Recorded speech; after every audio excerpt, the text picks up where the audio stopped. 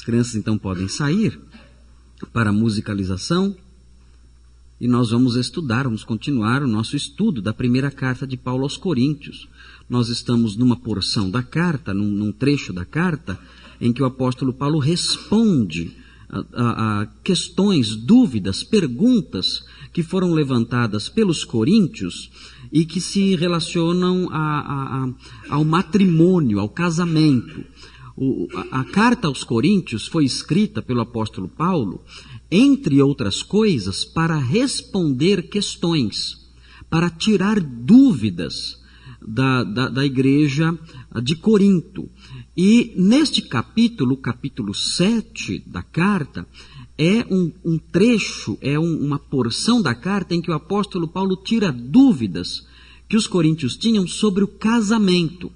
E é um capítulo longo, é um capítulo, considerando o tamanho da carta, considerando o tamanho dos outros capítulos, nós percebemos que o capítulo 7 é um capítulo maior, é um capítulo grande, porque o apóstolo Paulo gastou bastante tempo, bastante tinta, bastante papel para sanar as dúvidas dos coríntios, dos crentes coríntios, sobre essa matéria que é o casamento.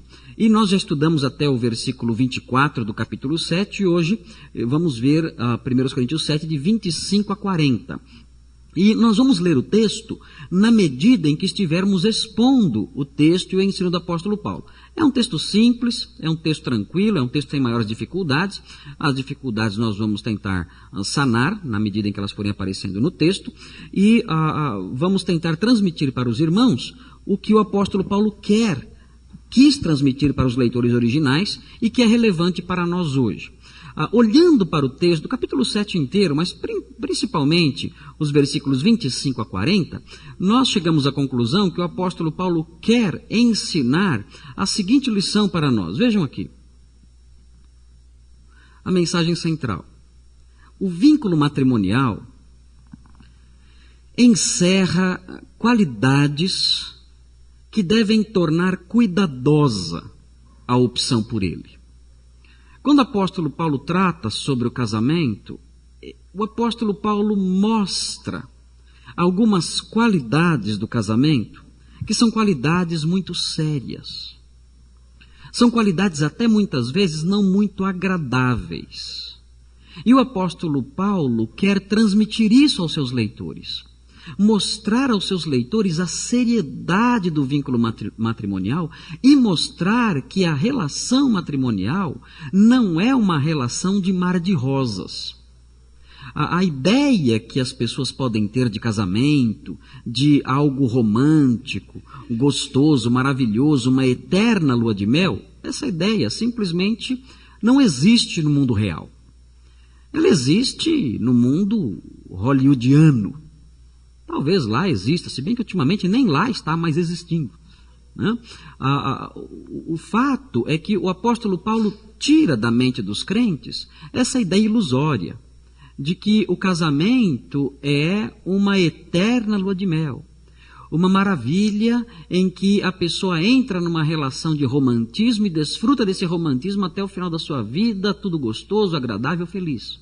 Isso não é verdade. O casamento é algo bom. Deus criou o casamento. Um casal pode viver, sim, uma relação de plena satisfação, de alegria, de respeito mútuo, de amor sincero, de realização em que um realiza o outro, de romantismo que perdura até o fim da vida.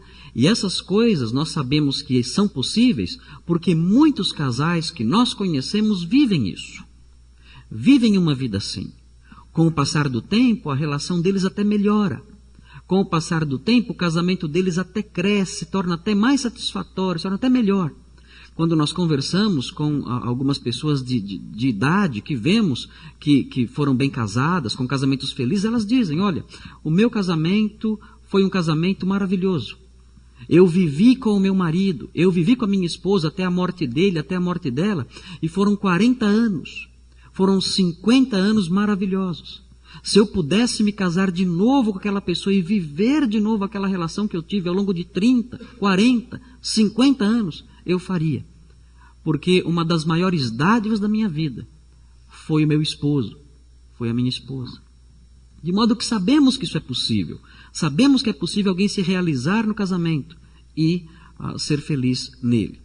Por outro lado, mesmo esses casamentos, que são casamentos felizes, que são casamentos em que as pessoas se realizam dentro dele, nós sabemos que não são casamentos livres de dificuldades, de problemas, de necessidades de ajustes, de frustrações, de lutas, de obstáculos que devem ser superados. E o apóstolo Paulo quer apontar nesse texto, ele quer voltar os nossos olhos nesse texto para esse lado das coisas. Para esse lado das coisas que é real em qualquer casamento que conheçamos. Nós vamos olhar então, a partir do texto, 3 traços do vínculo matrimonial. Não são todos os traços do matrimônio aqui. Nós não vamos falar sobre tudo que o casamento é. Nós vamos tirar os 3 traços do texto.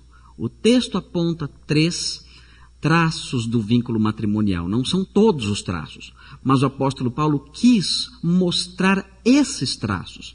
E ele quis mostrar esses traços para enfatizar que o vínculo matrimonial encerra qualidades que devem tornar cuidadosa a opção por ele. Casar é bom? Casar é bom. Casar é certo? Casar é certo. Casar traz alívio em várias áreas? Sim, casar traz alívio em várias áreas. Mas nós não podemos ver só esse lado do casamento. O apóstolo Paulo tem uma visão equilibrada, correta. Ele quer mostrar um outro lado do casamento, a fim de que todos que querem se casar sejam cautelosos antes de dar esse passo. Eu vejo as pessoas falando sobre casamento com muita leviandade. Esses dias, recentemente, essa semana agora, eu peguei um ônibus e 2 moças estavam conversando. E eu ouvi toda a conversa porque uma estava num banco e a outra estava no outro banco. E elas gritavam uma para a outra, para o ônibus inteiro ouvir. Então eu não pude deixar de escutar a conversa delas. E uma gritou para a outra dizendo assim: eu vou casar. É mesmo? Quando? Em novembro. Eu vou casar primeiro, vou casar em outubro. Agora esse mês. É? Já comprou o vestido? Já, até chorei. E trocando essas ideias sobre o casamento, né? Quando eu me vi com aquele vestido, eu até chorei. E aquela coisa. E falando sobre esse assunto, sobre o casamento, como se fosse um passeio no parque. Como se elas estivessem falando de uma ida ao Play Center. Como se elas estivessem falando de participar de um programa social qualquer.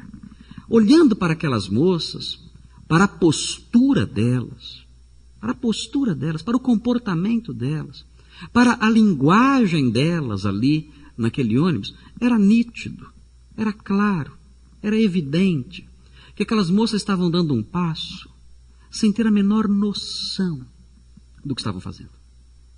Não tinha a menor noção da seriedade daquilo tudo.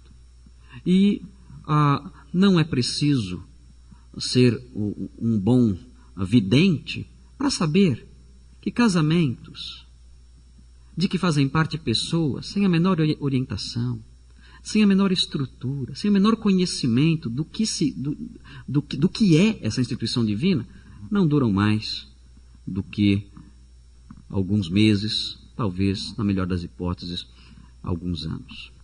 Mesmo assim, anos terríveis. Vamos ver os 3 traços do vínculo matrimonial. O primeiro está aí. É um vínculo pesado. Vocês podem ver aí, essa fotografia é uma das fotografias que mostram um dos concorrentes ao prêmio de Cavalheiro do Ano. Ele carregando uma caixinha e a sua esposa carregando um caixote cheio de acho que são garrafas ali. Essa foto ilustra o peso que é o casamento. Existe no casamento esse lado, existe no casamento o lado do peso. O casamento se constitui num vínculo pesado. Vejam o que diz, observem o capítulo 7 e vejam os versículos 25 a 28. Vejam o que o apóstolo Paulo fala aqui. Vejam. Quanto às pessoas virgens, não tem o mandamento do Senhor. O apóstolo Paulo, mais uma vez aqui, não está dizendo que Deus não lhe revelou nada. Não é isso que ele está dizendo. Os irmãos não devem ler essa expressão entendendo que neste ponto da carta, Deus parou de falar ao apóstolo Paulo e ele então, sem estar sendo motivado, inspirado, sem estar sendo movido por Deus, deixou de escrever aqui por inspiração divina. Não é isso. Ele não está escrevendo aqui sem a atuação do Espírito Santo sobre ele. Não é isso que ele está dizendo. Alguns irmãos têm a ideia, quando leem esse versículo, de que Deus estava revelando a Bíblia. De repente Deus parou. E o apóstolo pensou, bom, o Senhor parou de revelar, então agora eu vou falar o que eu acho. Então o que está escrito aqui não tem autoridade bíblica nenhuma. Não, não é isso. O apóstolo está dizendo simplesmente que o Senhor Jesus Cristo, quando esteve neste mundo, não falou nada acerca das pessoas solteiras que querem se casar. É isso que ele está dizendo aqui. Eu não tenho mandamento do Senhor. O Senhor Jesus, quando veio ao mundo e falou sobre casamento, ele não disse nada sobre a situação das pessoas solteiras que querem se casar. Por isso, o que eu vou trazer agora é algo novo. E ele diz, mas dou meu parecer como alguém que pela misericórdia de Deus é digno de confiança. Ou seja, o que eu vou escrever aqui é algo que os irmãos podem confiar, porque eu fui alcançado de modo especial pela misericórdia de Deus para ser um arauto dele, para ser um mensageiro dele. Por isso, considerem o que estou dizendo aqui. Claro, ele não vai aqui emitir um mandamento, uma ordem, mas ele vai emitir um parecer que é marcado por autoridade divina. Esse parecer do apóstolo Paulo deve ser levado a sério. Ele não vai mandar nada. Ele não vai dar uma ordem aqui. Mas o que ele vai dizer é algo que deve ser considerado com muita seriedade, porque é a palavra de Deus também. Vejam, e ele diz, por causa dos problemas atuais, penso que é melhor o homem permanecer como está. Você está casado?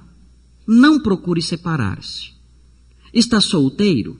Não procure esposa. Mas se vier a casar-se, não comete pecado. E se uma virgem se casar, também não comete pecado. Mas aqueles que se casarem enfrentarão muitas dificuldades na vida, e eu gostaria de poupá-los disso. Aqui o apóstolo Paulo mostra esse vínculo pesado que é o casamento. E ele chega a dizer, olha, casar não é errado. Casar não é ruim. Casar é algo certo, e casar é algo bom, ele diz aos Coríntios. Mas, se você é solteiro, fique como está. Se você é solteiro e pode conviver com isso, não procure se casar. Por quê? Ele diz, a vida é bastante difícil. A situação em que nós vivemos neste mundo não é uma situação fácil.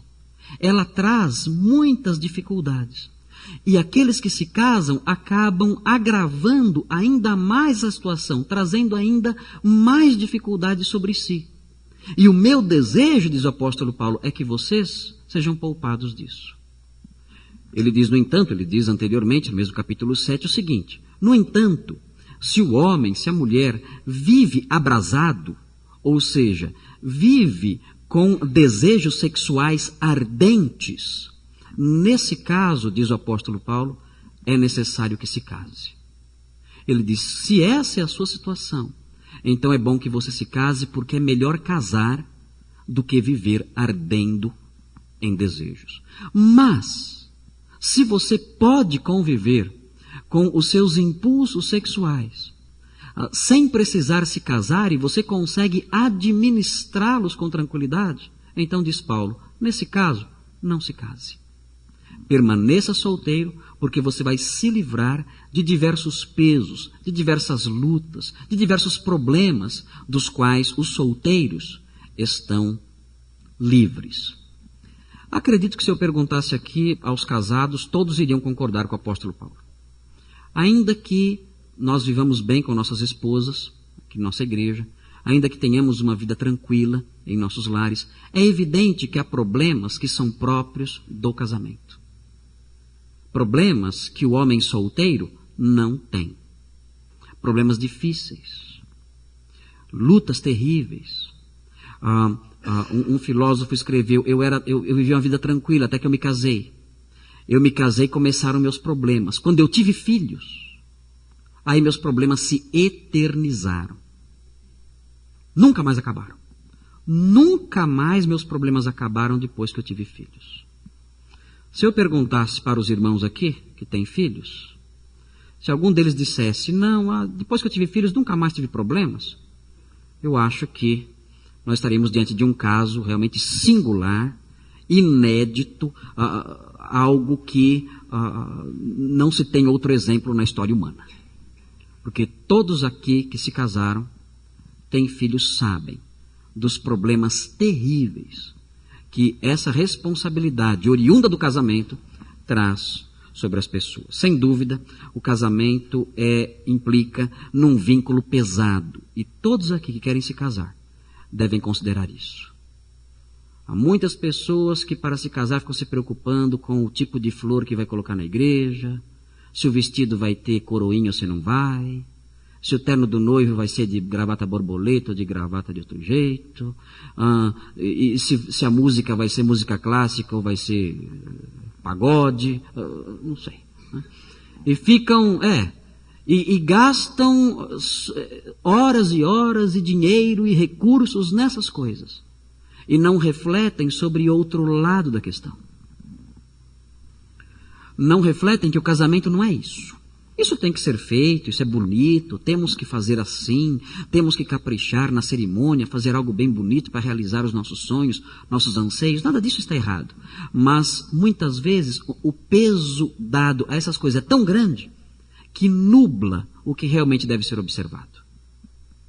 Deve ser observado que o casamento, por melhor que seja, implica em pesos que a vida de solteiro não carrega. Não tem.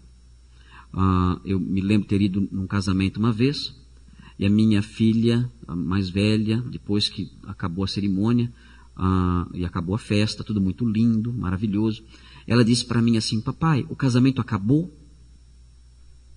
Eu disse, não. O casamento nem começou. O casamento nem começou ainda.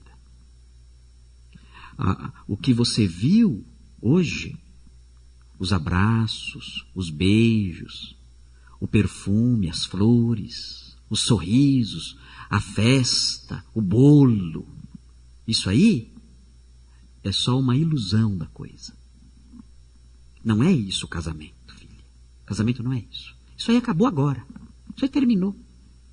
Amanhã é que começa o casamento.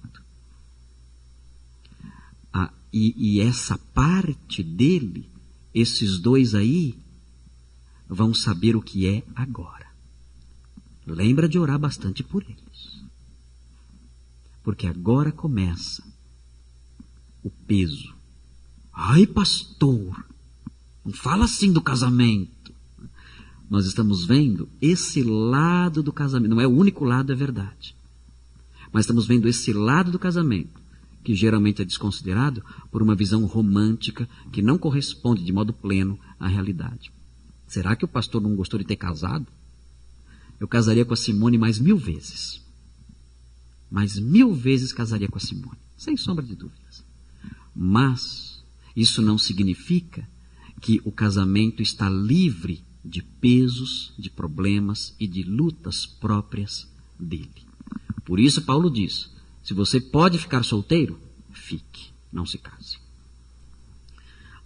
Vamos ver a outra qualidade. O casamento implica num vínculo de obrigações. Esse aí é o segundo cavalheiro da história, né?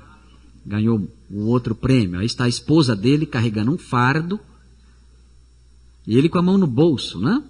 Ele com a mão no bolso não ajuda nem um pouquinho. Há muitos maridos que são assim, né? Muitos maridos que são assim. Deixa a mulher fazer tudo e só querem ser servidos. Esse marido, ele não está entendendo as suas obrigações. Muitas vezes é a mulher que não entende as suas obrigações. Nesse caso aqui é o marido. Não compreende que o casamento implica em obrigações, em deveres. Muitos jovens se casam e querem continuar tendo uma vida de solteiro. Muitos jovens se casam e querem continuar saindo com os colegas, saindo com os amigos. Esquecem que agora a realidade é outra. E acham ruim quando a esposa cobra a presença deles no lar. Dizem, você deveria estar aqui. E eles dizem, o que é que tem de mais eu estar com os meus amigos? Ele não sabe que a realidade dele mudou. Que ele agora tem responsabilidades, que é seu dever estar em casa, que a sua presença no lar é fundamental, que a sua palavra ali dentro é necessária. Ele não conhece isso. Ele não sabe que o casamento não é só conviver com alguém, é ter uma série de obrigações. O apóstolo Paulo sabe disso. E o apóstolo Paulo mostra que essas obrigações muitas vezes são tantas que até tiram a pessoa dos seus deveres na igreja. Vejam o que ele diz no versículo 29. Observem. O que quero dizer é que o tempo é curto. De agora em diante, aqueles que têm esposa, vivam como se não tivessem. Então ele está ensinando a viver como solteiro. Não é isso que ele tem em mente aqui.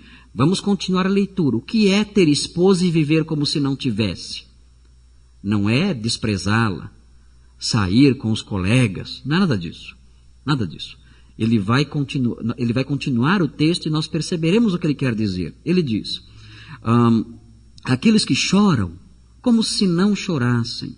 Os que estão felizes, como se não estivessem. Os que compram algo, como se nada possuíssem. Os que usam as coisas do mundo, como se não as usassem. Porque a forma presente deste mundo está passando. O que ele quer dizer com isso? Ele quer dizer, olha, é necessário que nós, os crentes, vivamos com um apego menor às coisas deste mundo.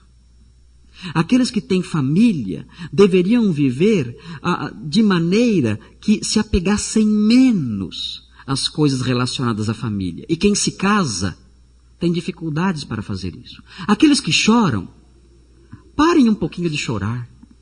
Esse seu choro é evidência de um apego muito grande às coisas deste mundo. Parem de chorar. Vivam como se não chorassem. Esse mundo vai passar. A causa do seu choro vai passar.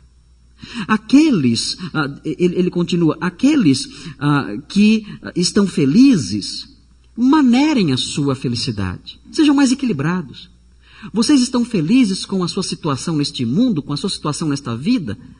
Manerem a felicidade. Não vibrem muito. Essa felicidade de vocês demonstra que vocês estão apegados demais às coisas deste mundo.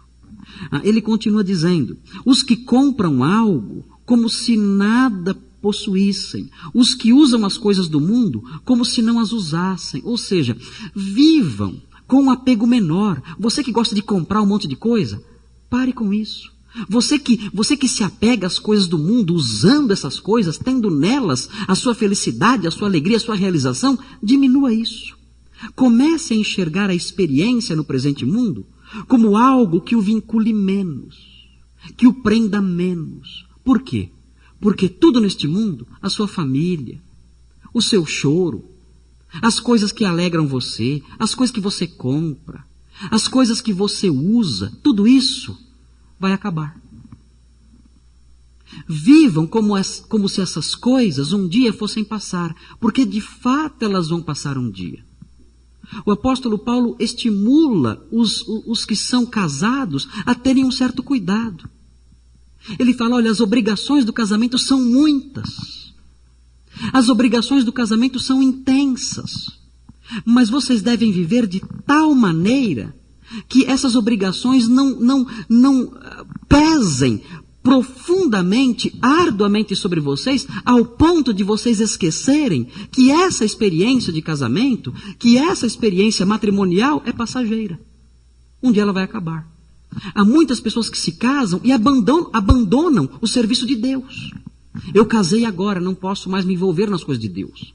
Eu casei agora está mais difícil trabalhar na igreja. O apóstolo Paulo fala, não façam isso. Mesmo com as obrigações que o casamento traz, vivam como se vocês não fossem casados, com um apego menor a essas coisas. Sejam mais equilibrados. Apeguem-se menos a isso, ainda que o casamento traga, de fato, obrigações grandes. Ele diz no versículo 32, gostaria de vê-los livres de preocupações. É isso que ele quer ensinar quando diz, vivam como se não fossem casados. O homem que não é casado preocupa-se com as coisas do Senhor, em como agradar ao Senhor. Mas o homem casado preocupa-se com as coisas deste mundo, em como agradar sua mulher. Vejam a obrigação do casamento, o que o casamento traz. E continua, e está dividido. Tanto a mulher não casada como a virgem preocupam-se com as coisas do Senhor, para serem santas no corpo e no espírito. Mas a casada preocupa-se com as coisas deste mundo, em como agradar seu marido. Estou dizendo isso para o próprio bem de vocês, não para lhes impor restrições, mas para que vocês possam viver de maneira correta, em plena consagração ao Senhor. Paulo não quer proibir ninguém de se casar, mas ele enfatiza, olha, as obrigações do casamento são tantas, que muitas vezes a pessoa pode até se sentir impedida de trabalhar para Deus. As responsabilidades são tão numerosas que a pessoa pode se sentir privada do serviço de Deus. E ele fala, eu gostaria que vocês estivessem livres para uma consagração maior. Ele continua no versículo 36. Se alguém acha que está agindo de forma indevida diante da virgem de quem está noivo, aqui existe uma variação na tradução. Alguns acham que deveria ser traduzido como da virgem que é a sua filha, não a sua noiva. Alguns dizem que aqui o apóstolo Paulo está se referindo ao pai de uma virgem. Aqui na versão internacional, os tradutores entenderam que o texto se refere ao noivo da virgem e não ao pai da virgem.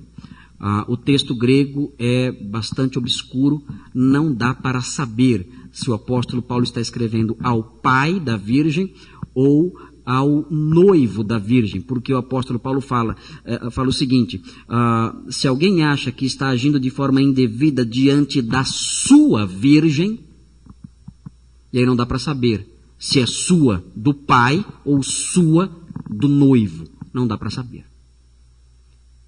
Por isso, então, os tradutores optam por traduções diferentes. Independentemente disso, o argumento do apóstolo Paulo prossegue inalterável, independentemente se é pai ou noivo. Vejam o que ele diz.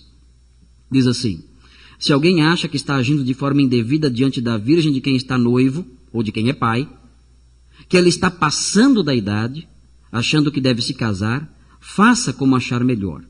Com isso não peca, casem-se.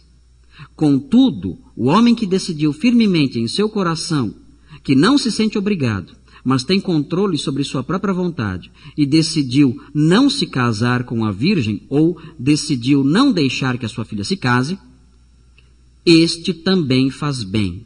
Assim, aquele que se casa com a virgem ou aquele que casa a virgem faz bem, mas aquele que não se casa ou aquele que não casa a virgem faz melhor. Por que ele diz isso? Ele diz isso porque o casamento traz obrigações muito grandes. E a pessoa que se casa se vê muitas vezes privada do privilégio de trabalhar para o Senhor com maior intensidade. E um outro vínculo do matrimônio, está aqui, é um vínculo permanente. As pessoas esquecem isso. O casamento é para sempre. Não é para algum tempo. Não é para ver o que vai dar. Estão vendo aquela jaula ali? Não dá para ver.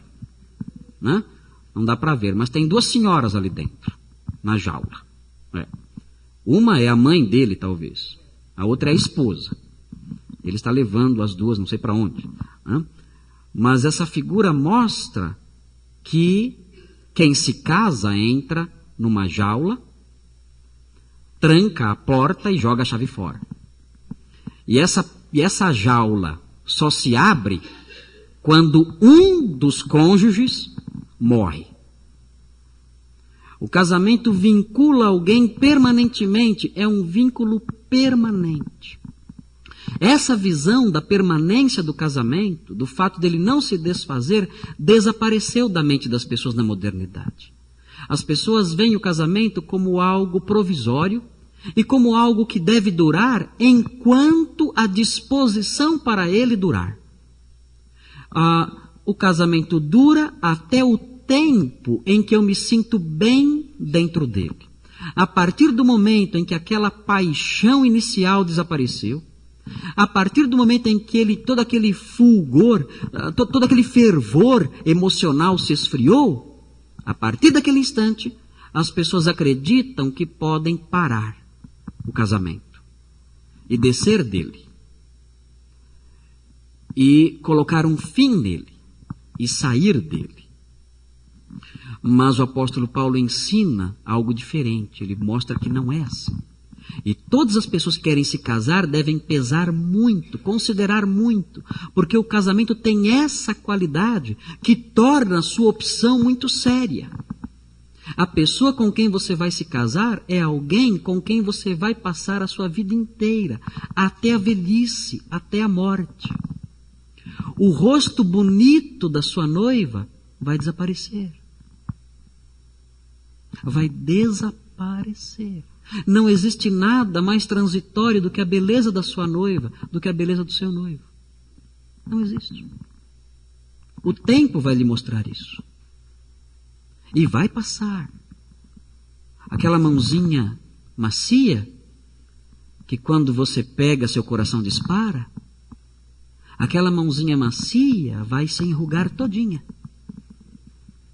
Todinha.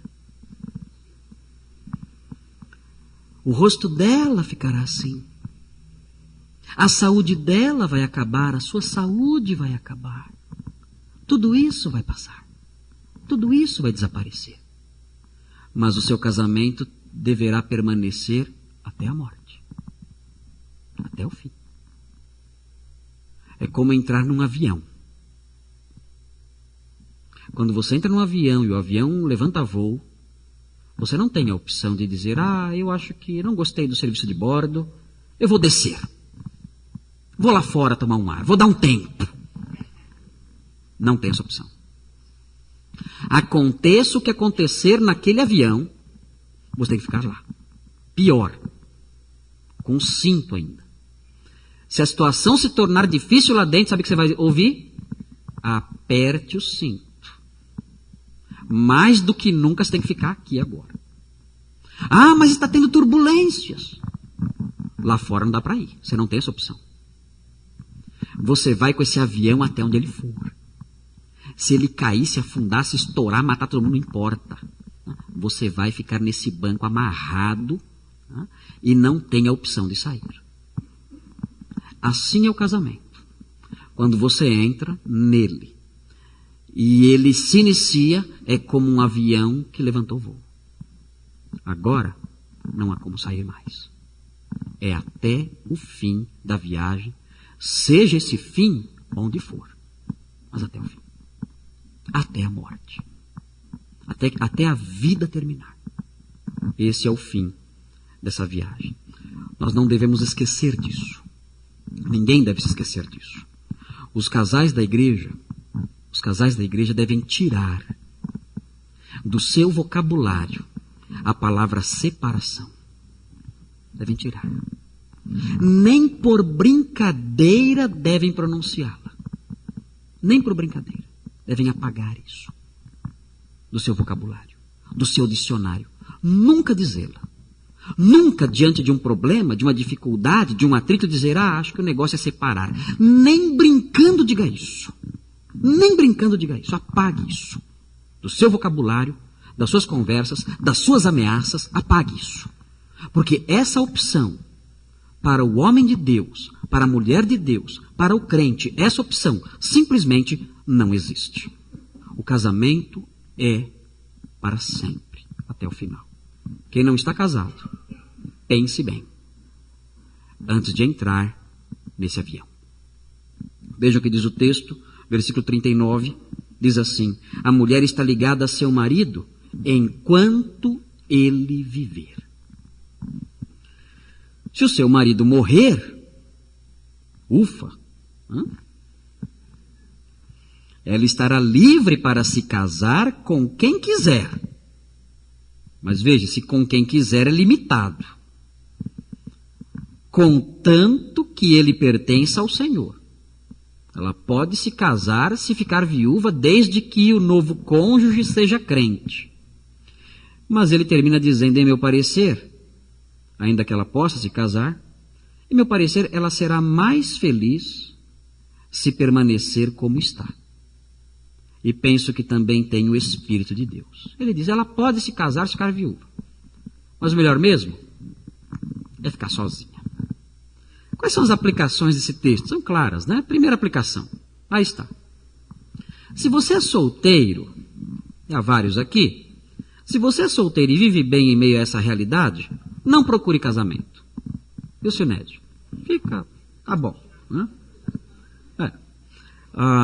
Na Bíblia, o viver solteiro é uma opção aceitável e boa. Aceitável e boa. Se você vive bem nessa situação, tranquilo, se ajustou a essa realidade, permaneça assim. É bom isso. Isso é aceitável, mais do que aceitável, é algo bom na Bíblia, é o recomendável até, mesmo porque a pessoa poderá se consagrar muito mais ao serviço de Deus sendo solteiro. Outra aplicação, vem agora aí. Se você quer se casar, e há vários aqui querendo, considere essa hipótese com grande cuidado. Abandone um pouquinho o romantismo, o sonho, a ilusão. Seja realista, coloque o pé no chão. Pois o casamento traz preocupações e sofrimentos de que o solteiro está livre, além de impedir uma consagração maior ao serviço de Deus. Pense bem, porque os problemas, os sofrimentos, as preocupações, as limitações do casamento são reais. Você deve considerar isso antes de se casar. Uma outra aplicação, procedente desse texto. Se você é casado, e há vários aqui casados, empenhe-se para que os deveres da vida conjugal não sejam obstáculos para o serviço de Deus. Isso seria viver como se não fosse casado. Consagrar-se ao casamento é necessário. Deve-se fazer isso. Mas consagrar-se ao Senhor está acima disso. Mesmo estando dividido, tente manter o equilíbrio. Não permita que o casamento tire você do serviço de Deus, da consagração a Deus. Nesse aspecto, nesse sentido, você que é casado, viva como se não fosse. Diminua um pouquinho o seu apego às coisas da família. Diminua um pouquinho, para manter o equilíbrio e consagrar-se mais a Deus. Tem gente que, se a família quer ir na praia no domingo, a família em primeiro lugar. Não é pecado ir na praia no domingo, mas é pecado quando se tem oportunidade de manter o equilíbrio e servir a Deus sem deixar de servir a família. É pecado fazer a opção pela família. É pecado.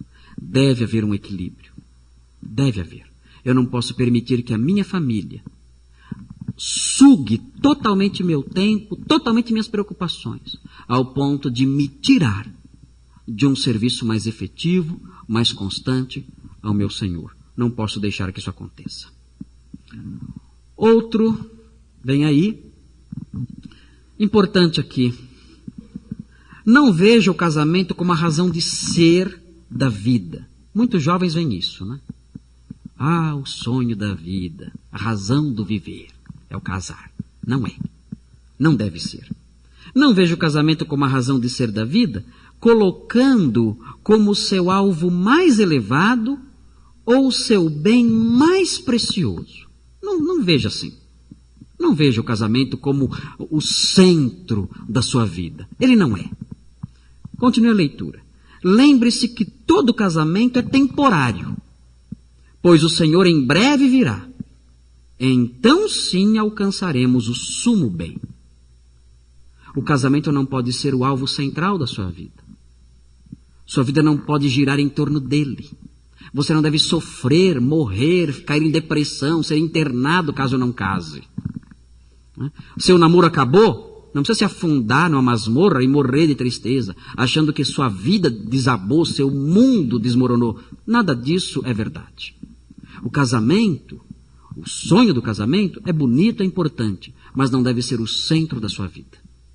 Todo casamento é provisório. Todo. Ele dura por algum tempo. 30, 40, 50 anos. Ele dura isso. Logo, um dos cônjuges morre. E o casamento acaba. Você não pode fazer dessa instituição a razão de ser da sua vida. Aqueles que tiveram um casamento falido, aqueles que, por circunstâncias alheias à sua vontade, não puderam manter o seu casamento, não puderam permanecer no seu casamento, a vida trouxe problemas, o outro cônjuge quis partir, não teve jeito de manter. Não se entristeça ao ponto de criar no seu coração uma angústia permanente, um desespero contínuo, constante, irremediável. Não. Lembre-se, o casamento não é a razão de ser da vida, não é o centro da vida, não é. Todo casamento passará um dia. Quando o Senhor voltar, então sim teremos a razão de ser da nossa vida, viveremos o sumo bem, a razão da nossa existência. E por último, tem aí, isso é para todos, né? Solteiros e casados.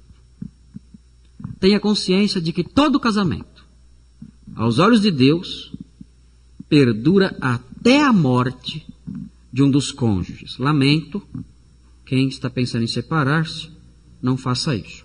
Você vai ter que viver com seu cônjuge até a morte dele. Não sei quando isso vai acontecer. Mas também não é certo ficar orando para ele morrer logo. Também é uma oração imprecatória. Senhor, destrói meus inimigos, tira os meus obstáculos. Deus sabe muito bem quem são seus obstáculos. Então, não é certo essas orações imprecatórias. Deixa Deus agir, trabalhar conforme o seu querer, mas saiba disso, que o seu casamento vai durar enquanto o seu cônjuge estiver vivo. Por isso, o crente só pode casar de novo em caso de viuvez, e desde que a outra pessoa também seja crente. A orientação, o conselho, não é a ordem, é a orientação, é o conselho de Paulo, é que mesmo os viúvos fiquem como estão. É melhor, menos preocupações, menos dores de cabeça e uma oportunidade maior de consagração a Deus. Esse é o lado mais difícil do casamento. Mas nós temos que falar sobre ele também. Casamento é bom, é instituído por Deus, é lindo, é bonito, realiza o homem, muda o homem, amadurece o homem.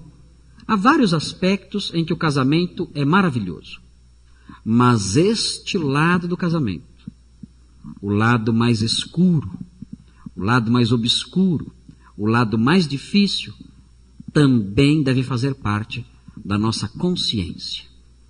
Todos aqui que querem se casar devem saber destas coisas, conforme mostra a palavra de Deus. Vamos orar. Senhor, obrigado por esse texto em que o apóstolo Paulo tira as dúvidas sobre o casamento. Essas características, esses traços do casamento, muitas vezes são esquecidos. E muitas vezes o casamento é pintado pelo mundo com cores falsas. E o mundo enfeita com mitos, com sonhos, com vaidades, algo tão sério como a constituição de um novo lar. Não permita que sejamos crianças, não permita que sejamos imaturos, mas dá-nos maturidade, entendimento, para enxergar as coisas como elas de fato são, não como o mundo pinta, não como nós queremos que elas sejam, mas como elas de fato são. E a sua palavra mostra como as coisas de fato são. Ajuda-nos a ter a visão da sua palavra, de modo que vejamos o casamento com mais seriedade. Aqueles que são casados, ó Deus, tenham consciência que as lutas e os problemas fazem parte dessa realidade e perseverem. E entendam que é assim que é, porque a sua palavra diz que é assim. E sejam equilibrados e vivam uma consagração maior, tendo equilíbrio, não permitindo que as obrigações do casamento esvaziem o seu serviço, a sua disposição, o seu desejo de trabalhar. Abençoa aqueles que são jovens, aqueles que são solteiros, aqueles que são viúvos. Ajuda essas pessoas para que tenham entendimento, uma visão clara das coisas, e não se casem movidos por mentiras e por ilusões, mas se casem conscientes deste lado mais difícil da vida a dois. Abençoa aqueles que tiveram um casamento frustrado, falido, por circunstâncias que a vida trouxe. Ajuda-os, ó Deus, para que não façam disso uma fonte contínua de tristeza, e que todos entendam, todos compreendam, que o casamento não deve ser o centro da nossa vida, não deve ser o alvo maior da nossa existência, que devemos todos entender que o alvo maior da nossa existência é o dia do nosso encontro com o nosso Senhor, quando então, como noiva dele, nos uniremos para sempre, por toda a eternidade com ele, num casamento que durará pelos séculos dos séculos, que não terá fim.